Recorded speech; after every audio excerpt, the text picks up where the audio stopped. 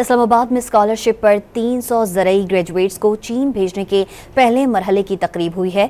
वज़ीर आज़म शहबाज शरीफ ने खिताब में कहा है कि पाकिस्तान सबका सांझा मुल्क है। जब तक चारों इकाइयाँ मिलकर मेहनत नहीं करेंगी, तरक्की नहीं होगी। मजीद कहा कि अगर एक या दो सूबे आगे और बाकी दो पीछे हैं तो ये तरक्की नहीं। पाकिस्तान चीन से आला तालीम हासिल करने वाले तलबा के तजुर्बात से इस्तिफादा करेगा।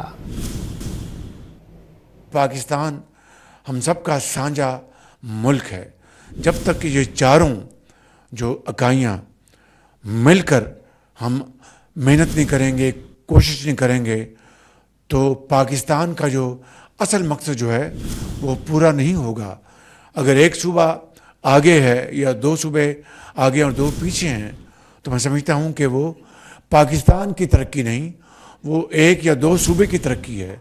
पाकिस्तान की तरक्की तभी होगी जब चारों सूबे मिलकर इस दौड़ में सबसे आगे होंगे इंशाअल्लाह। मेरिट के अगर हमने कॉम्प्रोमाइज़ किया तो ये कौम की अमानत है, ये पैसे 3 अरब रुपए, अगर इसमें अगर ख़यानत हुई तो ना मैं आवाम को जवाब दे सकूँगा ना अल्लाह ताला को। तो मुझे बड़ी खुशी है कि ये मेरिट पर ये और अगला जो बाकी 700 जो 2 बैचेस जाने हैं वो भी इंशाअल्लाह 100% मेरिट पे होंगे।